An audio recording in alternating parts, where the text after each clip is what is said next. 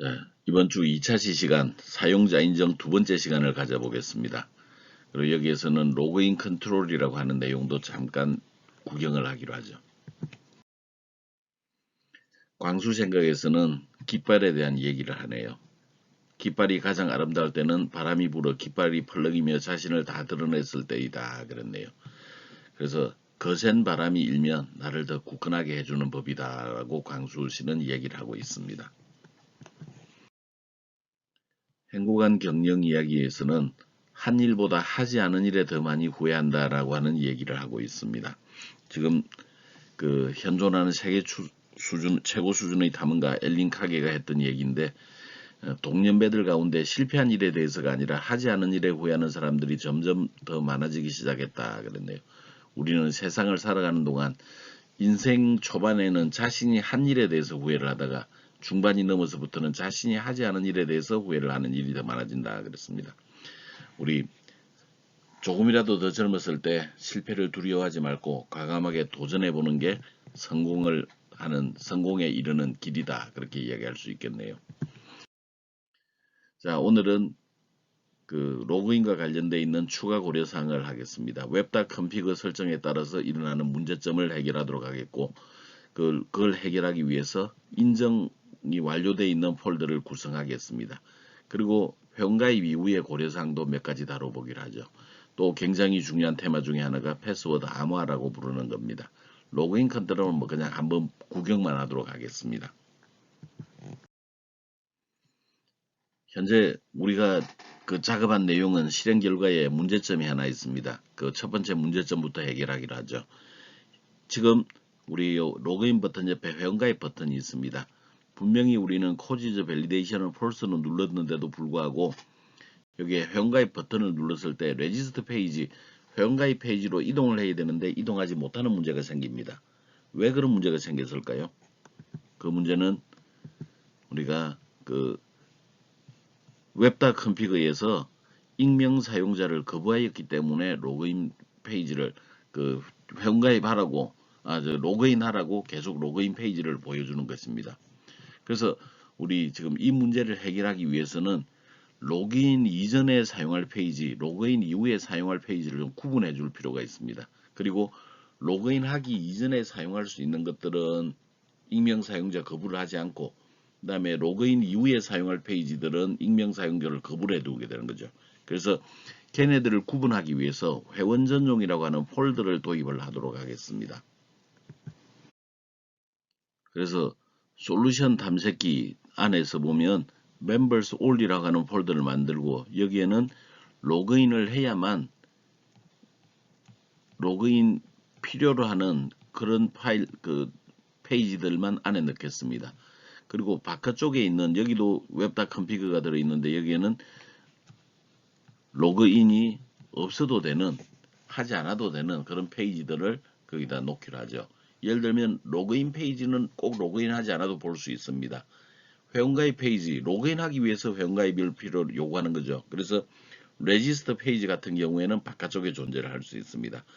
현재는 이렇게 구분을 하고 있지만 만약에 내가 어떤 특정한 사이트를 만들었다면 뭔가 나를 소개하는 페이지가 있다면 소개하는 것은 로그인하고 관계없이 볼 수가 있어야 되겠죠. 그런 것들은 바깥쪽에 존재를 해야 될 겁니다. 그래서 우리 회원 정용 폴더 members only라고 하는 그 폴더를 만들고 거기에 인정이 필요한 페이지들을 이동하도록 하죠. 그리고 이 웹다 컨피그 파일은 기본적으로 폴더 단위로 적용되기 때문에 안쪽 members only 안에도 웹다 컨피그가 있고 바깥쪽에 그냥 솔루션에 가는데도 웹다 컨피그가 있고 이렇게 웹다 컨피그를 두 개를 만들어 두기로 하죠. 그 다음에 루트에 존재하는 웹다 컨피그에는 익명 사용자를 허용하도록 하겠고 루트 members only라고 하는 폴더 속에 있는 웹다 컨피그에서는 익명 사용자를 거부하도록 하겠습니다. 자, 방금 설명했던 것처럼 루트에 존재하는 웹다 컨피그 파일을 일부 수정하겠습니다. 다 똑같은데 요만큼만 추석 처리를 해주면 되겠습니다. 익명 사용자 거부하는 요게 그 deny users equal 물음표에 해당되는 얘네들을 그냥 추석 처리하면 내용이 그 실행에는 영향을 주지 않으니까 없는 것과 마찬가지죠. 그래서 저만큼은 주석 처리를 해두겠습니다. 그리고 저만큼을 복사를 한 다음에 우리 이 members only에 들어있는 web.config 파일에 이제 그 얘네들을 넣겠습니다. 자, members only 폴더에서 오른 마우스 누르고 추가 새 항목 추가 웹 구성 파일을 누르게 되면 web.config가 생길 겁니다. 근데 그 중에서 앞쪽에 있는 걸 복사해 가지고 요 안쪽에 system.web 속에다가 걔네들을 이제 복사를 해 넣기로 하죠. 그리고 여기에 그 설명이 추가 설명도 좀 들어 있습니다. 여기 그 말 나온 김에 여기 요 주석 처리 영어로 코멘트라고 그럽니다. 코멘트는 굉장히 중요하니까 실습에서 빼지 말 것.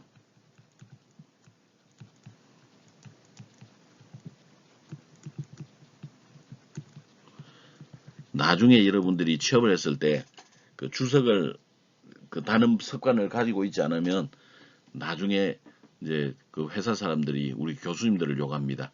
도대체 두공대 컴퓨터공학과에서는 학생들을 어떻게 가르쳤길래 주석 하나 못하냐, 주석 한 줄을 안다냐고 그런 얘기를 듣습니다. 여러분들은 이 주석이라고 하는 것은 여러분들이 어느 정도 시간이 지난 다음에 이 프로그램을 이해하는데 굉장히 도움이 됩니다. 그리고 이 주석은 습관입니다. 그래서 여러분들이 아예 이 주석을 다는 습관을 잘 길러두어야 그 습관적으로 주석을 답니다. 그래서 이 주석을 다는 습관 꼭 좀 여러분들이 1학년 때부터 잘 익혀두기 바랍니다. 지금 내가 그렇게 강조를 하는데도 불구하고 우리 학생들 실습한 데 보면 주석을 잘 안 붙이는 그런 경향들이 있는데 주석 굉장히 중요합니다. 꼭 기재를 하고 여러분들이 체득화 해주기 바랍니다. 자, 이제 실행 한번 해볼까요? 아직도 약간 문제가 있습니다. 회원가입을 했을 때 문제가 생기는데 얘네들을 한번 살펴보도록 하죠. 지금 그 members only 안에 있는 디폴트 페이지를 시작 페이지로 설정합니다. 근데 이 디폴트 페이지를 members only 안으로 옮기는 과정에서 문제가 또 발생하게 되는데 그 내용을 한번 살펴보죠. 현재 실행을 보면 로그인 동작은 아무런 문제가 없습니다. 그러나 또 다른 문제가 발생하게 되죠. 자, 테스트 패스 입력하고 로그인 눌렀습니다. 그랬더니 이렇게 폼즈 인증 방식으로 로그인 하였습니다. 나올 거고 로그아웃 눌렀더니 이렇게 로그인 페이지로 다시 이동합니다. 여기까지는 정상적으로 동작이 일어나고 있어요. 근데 내가 회원가입 버튼을 눌렀습니다. 그래서 데이터를 입력하고 회원가입을 누르고 로그인해 왔거나 아니면 그냥 로그인 페이지로 이동했을 경우에 테스트 패스를 누르고 로그인 눌렀는데 지금까지 잘 동작되고 있던 것들이 이렇게 리소스를 찾을 수 없습니다. 그렇게 나옵니다. 그리고 여기 그 루트 위치에 default.aspx 페이지를 찾을 수 없습니다. 라고 나오는 거죠. 왜 저런 일들이 벌어질까요? 그것은 우리가 회원가입에서 들어오게 되면 우리가 이전 페이지가 그 멤버 레지스터에서 호출했기 때문에 그래요. 그래서 우리가 그 로그인 페이지에 들어올 때 내가 어느 호출한 위치가 어딘지를 기억을 해두는 방식을 통해서 그 문제를 해결할 수 있습니다. 그 기억하는 방식은 세션의 return URL이라는 곳에다가 그 내용들을 저장을 해두기로 하죠. 다만 members register 페이지에 소출한 경우에는 그 정보들을 세션 URL에 기록하지 않겠습니다. 자, 저번 시간에 우리 구글링에서 보면 URL 레퍼럴을 조사해 보는 게 있었죠. 그것을 오늘 써먹을 겁니다. 페이지 로드에서 로그인 후에 원래 페이지로 복귀할 수 있도록 멤버 로그인 페이지를 호출한 위치를 기록을 하는데 다만 멤버 register.aspx에서 호출한 것은 아예 없애주는 겁니다. 그래서 처음에 호출한 페이지를 찾은데 여기 if not is posted back 이 뭐 하는 거였죠? 최초 접속 시만 실행하는 거죠. 최초 접속에서만 실행하는 겁니다. 그래서 request.url referral을 확인해 보는데 이 값이 not null이라면 이 URL referral이라고 하는 것은 우리가 나를 호출한 페이지의 주소를 말합니다. 그래서 그 null 값이 아니면 기본적으로 우리가 이 URL referral을 이 세션에 이렇게 등록을 해둘 겁니다. 세션에다가. 근데 우리가 member register.aspx 페이지에서 이동을 했다면 걔네들은 건너뛸 거예요. 그래서 우리 여기에 보면 not 부정이 붙어 있죠. request.url 레퍼럴을 글자로 바꾼 다음에 member.regis.aspx를 contain 포함하고 있는지 확인하는데 not이 붙어 있으니까 없으면 참이고 있으면 거짓이 되죠. 그래서 세션에다가 URL 레퍼럴을 기록을 해둡니다. 만약에 else라면 그런 경우에는 return URL 값을 members only에 있는 디폴트 페이지로 지정을 하도록 하죠.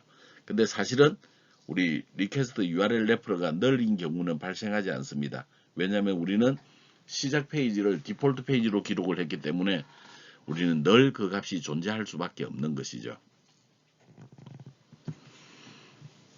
요거는 크게 보여준 화면입니다.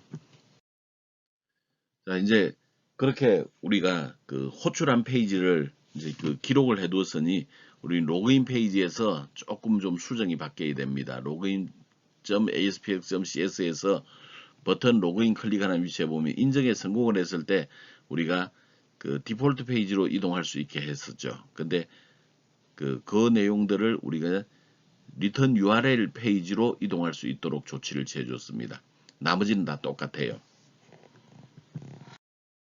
이같이 처리하면 회원가입 이후에 하더라도 정상적으로 이렇게 디폴트 페이지로 이동하는 것을 확인할 수가 있습니다. 그래서 우리 이전에 호출한 페이지를 세션에다가 기록해 두는 방식을 취함으로써 그 회원가입 페이지에 갔다 오고 난 이후에 생기는 문제점들을 해결할 수 있었습니다. 이제 두 번째로는 패스워드 암호화의 개념입니다. 패스워드라고 하는 것은 사용자 위에는 아무도 몰라야 됩니다. 왜 운영자조차도 암호는 볼 수 없어야 되죠. 그래서 그 패스워드 암호화를 처리합니다. 그리고 개인정보보호법에 의해서 반드시 암호화를 처리를 해야 됩니다. 우리가 단넷에서 널리 이용하는 암호화 방식으로는 MD5번 방식과 SHA1번 방식이 있습니다. 여기에 MD5번 방식은 임의 길이의 이진 문자열로 고정된 길이의 값으로 바꿔주는 겁니다. 내가 그 비밀번호를 A라고 넣더라도 이제 총 32자가 나오게 되고 뭐 10자를 넣더라도 32자가 나옵니다. 그래서 항상 고정된 길이의 그 글자 수로 매핑을 시켜주는 그런 방식이 MD5번 방식입니다. 그리고 크기는 128비트를 쓰게 되죠. SHA1번 방식은 다 똑같은데 기본적으로 이제 해시 크기가 좀 더 커짐으로써 글자 수가 좀 더 늘어나게 됩니다. 그리고 암호화된 문자를 원래로 바꿔주는 것을 복호화라고 하는데 기본적으로 복호화하는 방법은 제공하지 않습니다. 하지만 구글링에서 열심히 찾아보면 해커들이 이 암호를 복호하는 방법을 사실은 이제 발견해서 그 뭐 찾아볼 수는 있을 거예요. 그래도 공식적으로는 복호하는 방법은 제공하지 않습니다. 패스워드 암호화를 하는 절차는 사용자 등록을 할 때 입력받은 패스워드 값을 암호화하여 저장을 합니다. 사용자 인증을 할 때도 입력된 패스워드를 암호화해야만 해서 비교해야만 저장되어 있는 값과 같아질 수가 있겠죠. 그래서 암호화 루틴이 두 군데에 들어가면 됩니다. 일단 암호화를 이해하기 위해서 이 예제를 하나 보긴 하죠. 실습은 꼭 하지 않아도 좋습니다. 관심 있는 사람이 실습하는 것을 막지는 않으나 꼭 하지는 않아도 됩니다. 여기에서 그 인크립션 테스트라고 하는 페이지를 하나 만들도록 하죠. 그래서 사용자 아이디 입력하고 암호화 입력한 다음에 암호화 누르면 그 암호 값들이 여기에 쭈르륵 나타날 수 있도록 그렇게 처리를 해 보겠습니다. C# 코드에서는 우리가 암호화를 하기 위해서는 기본적으로 using system.web.security라고 하는 게 들어가야 됩니다. 자, 이게 저기 소스 코드가 좀 옛날에 내가 만들어 둔 거라서 저기 위에 using 구문들이 지금이랑 좀 다를 겁니다. 그냥 무시하고 우리 웹다 시큐리티 정도만 추가를 해주면 됩니다.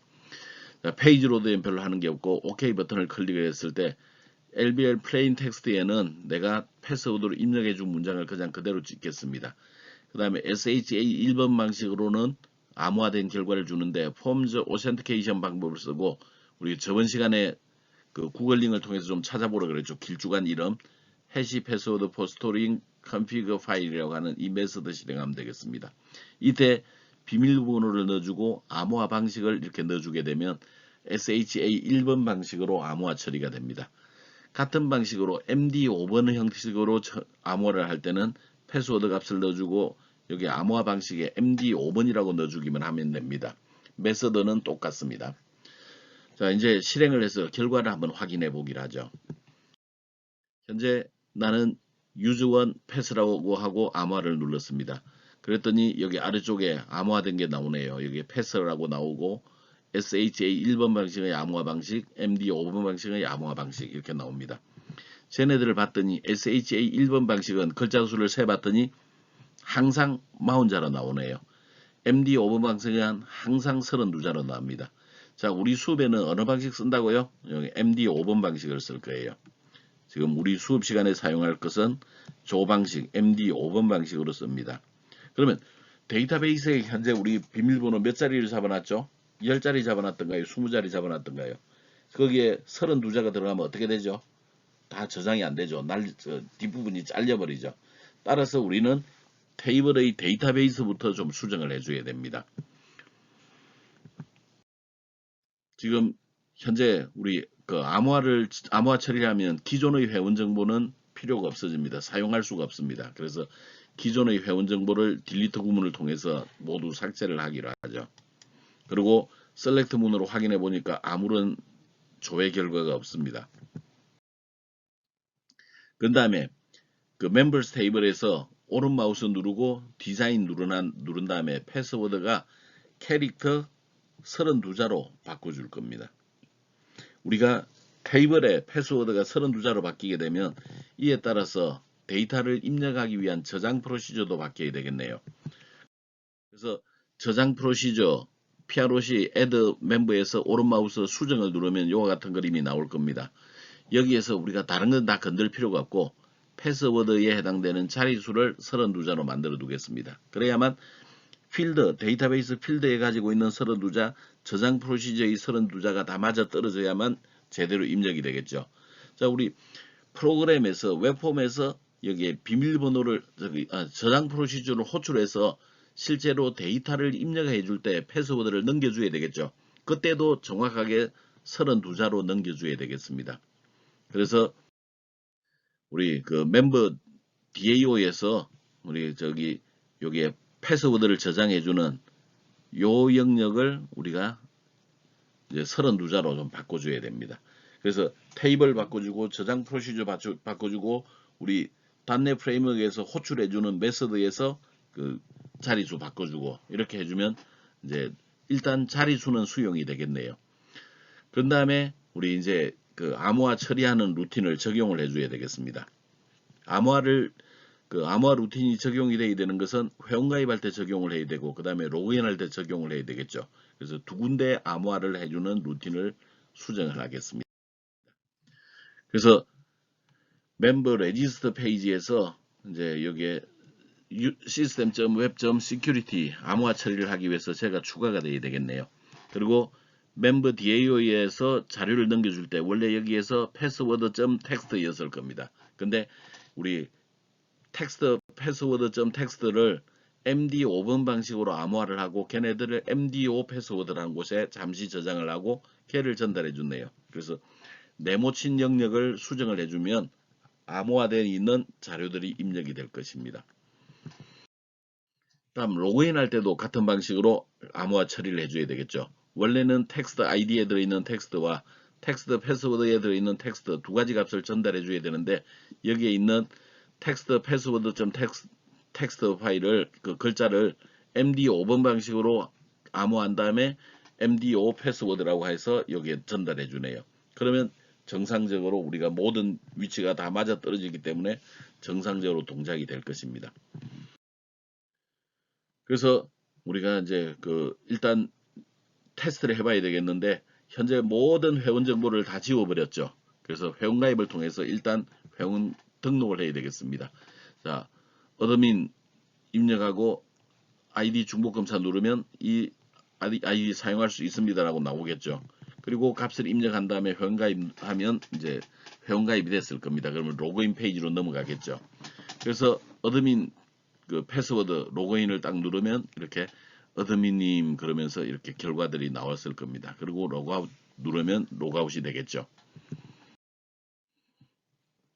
그리고 데이터베이스에서 select 별표 프람 members라고 확인해 봤더니 우리가 비밀번호는 패스라고 입력했지만 이런 결과가 나왔을 겁니다. 글자 수 세보면 32자로 정상적으로 들어있을 겁니다. 만약에 데이터베이스의 필드를 좀 늘리지 않았거나 아니면 저장 프로시저를 바꾸지 않았거나 아니면 그 멤버 DAO에서 전달해 주는 걸 바꾸지 않으면 여기에 중간이 싹둑 잘려 가지고 뭐 이렇게 요만큼 남아 있습니다. 그래서 요만큼만 살아있고 이만큼은 보이지 않는 거죠. 그러면 얘랑 전체를 비교하면 항상 안 맞겠죠. 그래서 정상적으로 처리하지 않으면 이제 로그인이 되지 않을 겁니다. 자, 폼즈 오센티케이션에 대한 설명이 하나 들어있네요. 이 클래스를 이용한 암호화 과정은 현재 경고가 발생합니다. 그리고 이 암호화 과정보다는 API 사용을 권장을 하고 있습니다. 근데 API 사용을 하는 것도 그 괜찮은 방법이나 이제 우리가 이 MD5번 방식으로 암호화하는 것은 그 2학년 과정에서는 아예 MD5번 암호화 알고리즘을 구해 가지고 적용하려고 합니다. 그래서 여러분들도 한 번쯤 암호화 프로그램 소스가 어떻게 생겼는지 살펴보는 것도 좀 도움이 되겠네요.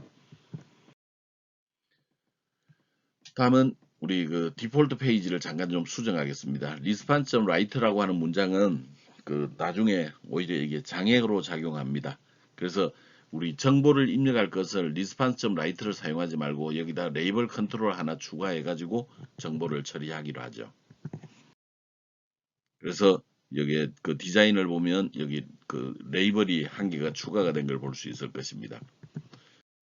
그리고 C# 코드에서 기존의 response.write로 처리해 주던 얘네들을 다 없애겠습니다.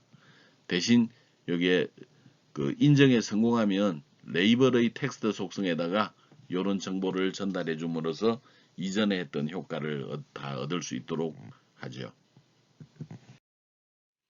그래서 어드민 패스워드라고 로그인을 딱 누르면 레이블 작용에 의해서 어드민 반갑습니다 라고 나오고 로그아웃이 뜨게 될 겁니다. 여러분들이 이제 앞으로 게시판 동작을 위해서 우리가 적어도 몇 개의 자료가 필요합니다. 그래서 테스터, 선, 문 이런 정도 최소 3인 이상의 그 회원가입을 여러분들에게 요청을 합니다. 그래서 방금 만들었던 어드민 외에 문, 선, 테스터 정도 넣어두기로 하죠. 자, 다음 그 우리 수업에서 그 모든 게 끝나고 난 다음에 여러분들의 이제 강의록은 제공을 해주려고 하는데 그 강의는 직접 하지는 않을 겁니다. 사용자 아이디 찾기, 그다음에 암호 재설정 이것은 여기에 대한 내용을 좀 알아보도록 하죠.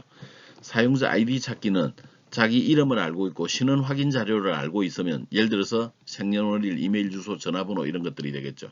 그래서 데이터베이스에서 그 자료를 아이디를 셀렉트 해주면 됩니다. 그래서 select use ID from members라고 해주고 조건에 이렇게 이제 넣어주면 되겠죠. 우리는 그 필드가 총 4개밖에 없어가지고 사실 신원 확인이 완벽하지는 않습니다.